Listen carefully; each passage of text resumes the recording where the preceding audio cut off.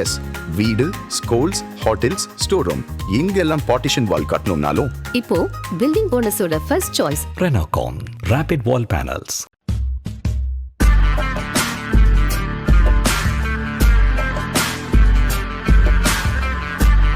வணக்கம் ஜெயன். இன்னைக்கு நம்ம சேனலில் தஜகிஸ்தான், ஆப்கானிஸ்தான், பாகிஸ்தான் மற்றும் சீனா இந்தியா கூட தொடர்புபட்ட ஒரு மிக முக்கியமான ஜியோ பொலிட்டிக்கல் நிகழ்வு பார்க்க போகிறோம். ஆப்கானிஸ்தான் மற்றும் தஜகிஸ்தானுக்கு 1650 கிலோமீட்டர் பார்டர் இருக்குது. இந்த பார்டருக்கு மிக அருகில் உள்ள ப்ராவின்ஸ் தான் கட்லோன் ப்ராவின்ஸ்ன்னு சொல்லக்கூடியது தஜகிஸ்தானில் இருக்குது. இந்த கட்லோன் மாகாணத்தில் இருக்கக்கூடிய சம்சுதீன் ஷொஹின் மாவட்டத்தில் ஒரு கோல்டு எக்ஸ்ட்ராக்ஷன் கம்பெனி சீனா அங்கே ஆப்ரேட் பண்ணிகிட்ருக்காங்க. சீனாவுடைய கோல்டு எக்ஸ்ட்ராக்ஷன் நிறுவனம் ஆப்ரேட் பண்ணிகிட்ருக்காங்க.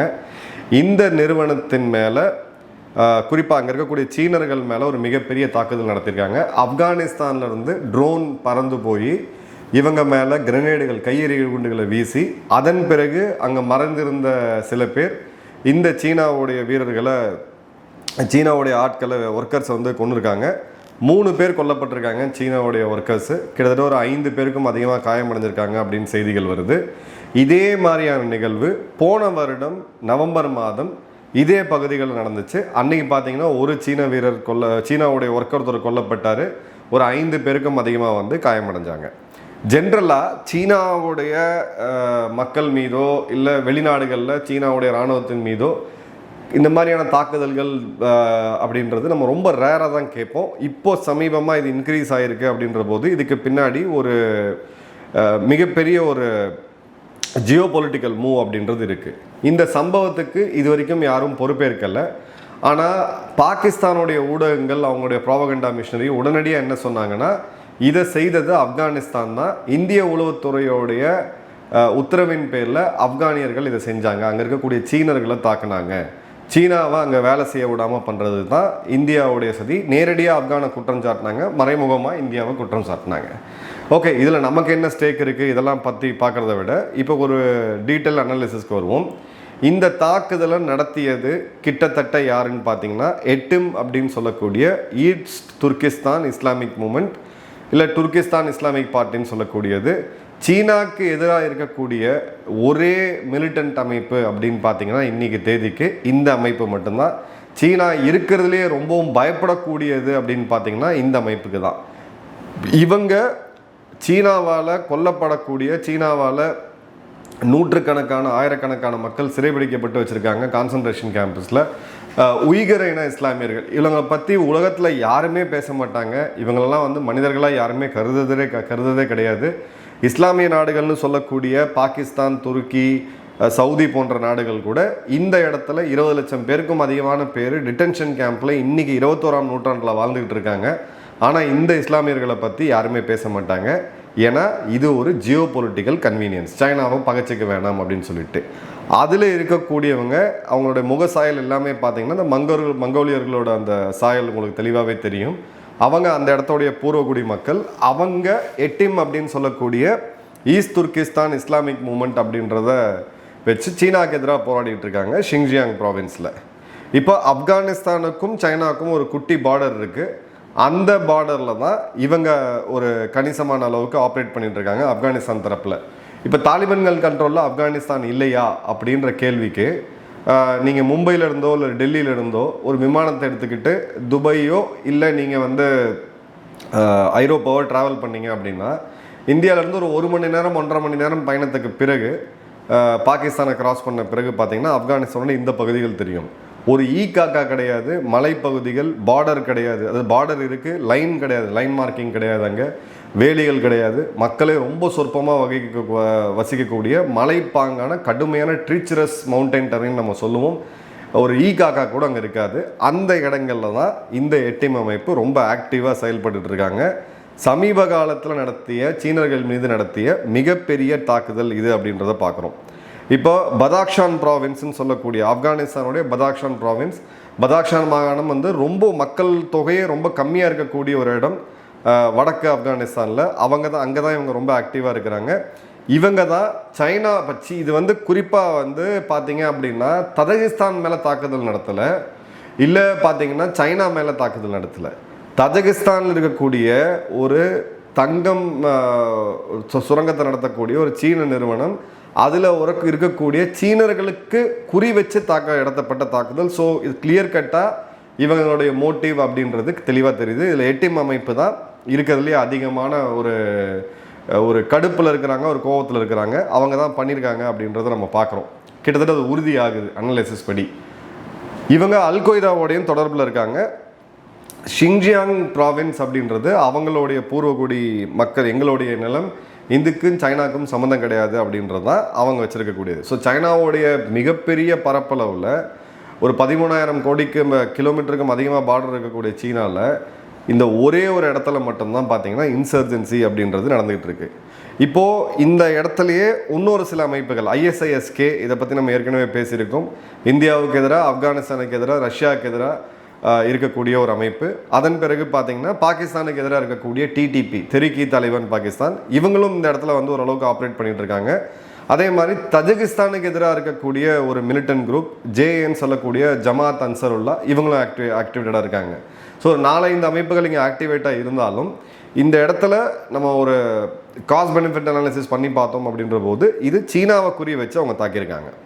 இப்போ 4-5 கேள்விகள் எழுது.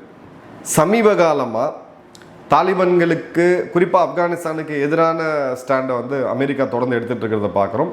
குறிப்பாக அவங்க பாக்ராம் சொல்லக்கூடிய அந்த விமானத்தளத்தை தாலிபான்கள்கிட்ட கேட்டு அவங்க தர முடியாது அப்படின்னு சொல்லி, அதன் பிறகு அமெரிக்காவோடைய விட்டு சென்ற ஒரு ஹம்வி ரக வண்டியை கொண்டு போய் அந்த பாக்ராம் விமான நிலையத்தோடைய ஒரு பில்டிங் தலைமையில் வச்சு அதை அவங்களை அசிங்கமும் படுத்தினாங்க அமெரிக்காவை. பாக்ராம் அப்படின்றது சீனாவுடைய nuclear power site, nuclear site, அதாவது அவங்களுடைய அணு ஆயுதங்களை வைத்து கொண்டிருக்கக்கூடிய ஷிங்ஜியாங்கிலிருந்து 700 மைல் தொலைவில் இருக்கக்கூடிய ஒரு இடம். ஸோ இது அமெரிக்காவுக்கு மிக முக்கியமாக தேவை. அங்கே ஆப்கானிஸ்தான் இறங்கி போகிற மாதிரி தெரியல.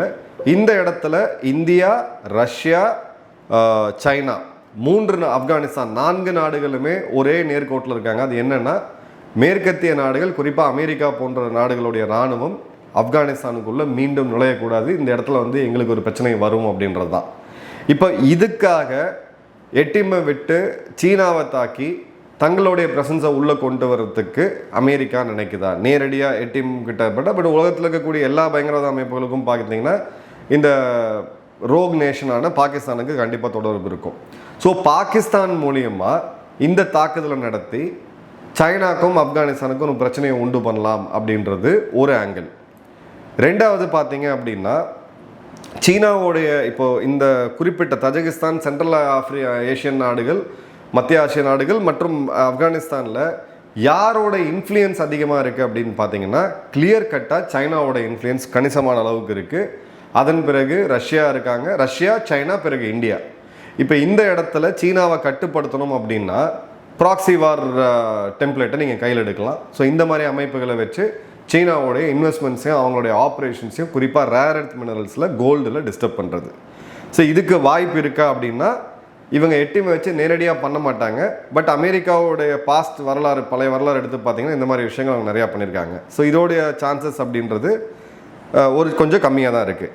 இன்னொரு ஆங்கிள் பார்த்தீங்க அப்படின்னா, இதே இடத்துல தான் பாகிஸ்தான் ஆதரவு பெற்ற ISISKவும் இருக்குது. ஒருவேளை ISISKவை வச்சு இந்த இடத்துல சீனா மீது ஒரு தாக்குதல் நடத்தி ஆப்கானிஸ்தானுக்கும் சீனாக்கும் ஒரு பகைமையை உண்டு பண்ணி அதன் பிறகு அமெரிக்காவையும் இதில் உள்ளெழுத்து விட்டு, ஏன்னா இப்போ ஆப்கானிஸ்தானோடைய அந்த ஒரு ஆள் CIAவோட ஏஜென்ட் ஆப்கானிஸ்தான்லேருந்து அமெரிக்கா போய் 2 பேர் சுட்டு கொண்டதை பார்த்தோம். ட்ரம்ப் வந்து ஆப்கான் டெரரிஸ்ட்னு சொல்லும் பொழுது இப்போ லேட்டஸ்ட் தகவல் எங்கே வருதுன்னு பார்த்தீங்கன்னா, அந்த நபர் ஆப்கானிஸ்தான்லேருந்து நேரடியாக அமெரிக்கா வரல, ஆப்கானிஸ்தான்லேருந்து பாகிஸ்தான் போய் பாகிஸ்தானோடைய இஸ்லாமாபாத் விமான நிலையத்தை பக்கத்திலே கிட்டத்தட்ட 1 மாத காலம் தங்கிட்டு அதன் பிறகு இங்கே வந்த பிறகு தான் இந்த தாக்குதல் நடந்திருக்கு அப்படின்றாங்க. ஸோ பாகிஸ்தானை பொறுத்த வரைக்கும் எந்த வேலை வேணாலும் அவங்க செய்வாங்க, காசுக்காக பயங்கரவாதத்தை உருவாக்குறது போன்ற எல்லா வேலைகளையும் செய்வாங்க. ஒருவேளை சைனாவை உள்ளே ட்ராப் பண்ணுறதுக்கு அமெரிக்காட்ட காசு வாங்கிட்டு சீனாவோடைய ஆட்களை தாக்குறது, சீனாவுடைய தாக்கத்தை கம்மி பண்ணுறது. அதே மாதிரி இந்த வாய்ப்பை பயன்படுத்தி தாலிபான்களுடைய கண்ட்ரோலில் ஆப்கானிஸ்தான் கிடையாது, ஸோ நாங்கள் இந்த இடத்துல இராணுவ நடவடிக்கைகளை மேற்கொள்கிறோம், இந்த பயங்கரவாத அமைப்புகளை கொண்டு வரோம்னு சொல்லி ஒரே நேரத்தில் அமெரிக்காட்டையும் சீனாகிட்டையும் காசு வாங்கக்கூடிய நிகழ்வு, இதற்கான வாய்ப்பு நிச்சயமாக இருக்குது.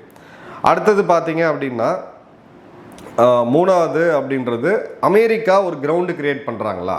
ஏன்னா இந்த ஒரு நபர் கொல்லப்பட்டிருக்காரு, போய் ஒரு கன்மன் போய் சுடுறாப்புல அமெரிக்காவில், ஆக்ட் ஆஃப் டெரர், எல்லாமே கரெக்டு தான். ஆனால் சிஏஏவுடைய D5 ரேங்கில் இருக்கக்கூடிய ஒரு அதிகாரின்றதையும் நம்ம மறந்துட முடியாது. ஸோ ஆப்கானிஸ்தான் அந்த பேக்ரவுண்ட் வந்தாலும் சிஏஏவுடைய முத்திரை அப்படின்றது அங்கே தெளிவாக இருக்குது. சிஏஏவுடைய ஆள் தான், சிஏஏ தான் ஆயுத பயிற்சி வந்து எல்லாமே கொடுத்தது. ஸோ இந்த இடத்துல பார்த்தீங்கன்னா தஜகிஸ்தான்லேருந்து இந்த மாதிரியான ஒரு ப்ரெஷர் வருது. ஆப்கானிஸ்தானை சுற்றி இப்போ நிறையா பேச்சுன்றது ஆப்கானிஸ்தான் மீண்டும் ஒரு பேசு பொருளாக இருக்கும்போது அமெரிக்கா ஒருவேளை இந்த கிரவுண்ட்ஸை பயன்படுத்தி பாகிஸ்தான் வழியாவோ இல்லை அமெரிக்காவுடைய நேரடி ஒரு இராணுவ நடவடிக்கை வைத்தோ தாலிபான்களை வீழ்த்துறதோ இல்லை கட்டுக்கொண்டு வரதோ உண்டான வேலையை பண்ணுறாங்களா அப்படின்னு கேட்டிங்கன்னா இதற்கான சான்சஸ் வந்து இருக்குது. ஸோ இப்போ என்ன தான் நடந்திருக்கு அப்படின்ற போது எட்டிம் அமைப்புக்கு தாலிபான்கள் நேரடி ஆதரவு கொடுக்கறது கிடையாது. ஏன்னா அந்த மலைப்பகுதிகளில் தாலிபான்களுடைய கண்ட்ரோல் அங்கே கிடையாது. அந்த இடத்துல ஒரு ஃபோர்ஸ் மெயின்டைன் பண்ணணும். ஒரு கிட்டத்தட்ட 1,00,000 துருப்புகள் அந்த ஏரியாவுக்கு தேவை. இந்த 1650 கார்டு தஜகிஸ்தான் பார்டரை மெயின்டைன் பண்ணணும்னா அப்போது சீனாவோடைய இன்ட்ரெஸ்ட்டை பிடிக்காதவங்க தான் இதை வந்து செஞ்சுருக்காங்க. அப்படின்ற போது சீனாவோடைய இன்ட்ரெஸ்ட் அந்த இடத்துல ஆளுமை அப்படின்றது பிடிக்கல அப்படின்றது அமெரிக்காவுக்கும் இருக்குது, இந்தியாவுக்குமே இருக்குது. இன்ஃபேக்ட் பார்த்தீங்கன்னா பாகிஸ்தானுக்குமே ஓரளவுக்கு இருக்குது அந்த இடத்துல. ஸோ இந்த வகையில் சீனாவுடைய அமெரிக்காவுடைய வியூகம், சீனாவுடைய நாடுகள் சுற்றி இருக்கக்கூடிய நாடுகளை நெருக்கிட்டு வரதே நம்ம பார்த்தோம். நான் தெளிவாக சொல்லியிருந்தேன் உங்களுக்கு, இந்த ரஷ்யா உக்ரைன் போர் ஒரு பக்கம் முடிவுக்கு வரும்போது ரெண்டாவது இப்போ ஒரு வகையாக ஒரு அசாதாரணமான அமைதி அப்படின்றது வளைகுடா நாடுகளில் இருக்குது. இந்த பாலிட்டிக்ஸ் இண்டோ பசிபிக் பாலிட்டிக்ஸ்ன்றது ஜியோ பாலிட்டிக்ஸ் இண்டோ பசிபிக்கில் ஷிஃப்ட் ஆகும்னு சொல்லியிருந்தேன். எக்ஸாக்டாக அதோடைய நிகழ்வு தான் பார்க்குறோம். சீனா வரக்கூடிய நாட்களில் மிகப்பெரிய லெவலில் இந்த இடத்துல பயங்கரவாதத்தை வந்து ஃபேஸ் பண்ண போகிறாங்க. அதற்கான இண்டிகேஷன்ஸ் வந்து ரொம்ப கிளியராக இருக்குது. இனி G20லையோ பிரிக்ஸ்லேயோ இல்லை ஐநாவுடைய பாதுகாப்பு கவுன்சிலையோ இந்தியா தன்னுடைய செக்யூரிட்டி பிரச்சனையாக இருக்கக்கூடிய பயங்கரவாதத்தை, எல்லை தாண்டிய பயங்கரவாதத்தை கையில் எடுக்கும் பொழுது இனி சீனா மௌனம் காக்க முடியாது. ஏன்னா எதுக்காக இவங்க மௌனம் காத்தாங்களோ இப்போ சீனாவே அடிக்க ஆரம்பிச்சிருச்சு. பாகிஸ்தானுடைய நட்பு எந்த அளவுக்கு கேடா போய் முடியுன்றதுக்கு இன்னொரு எக்ஸாம்பிள் தான் இது. நன்றி, வணக்கம், ஜெயஹிந்த்.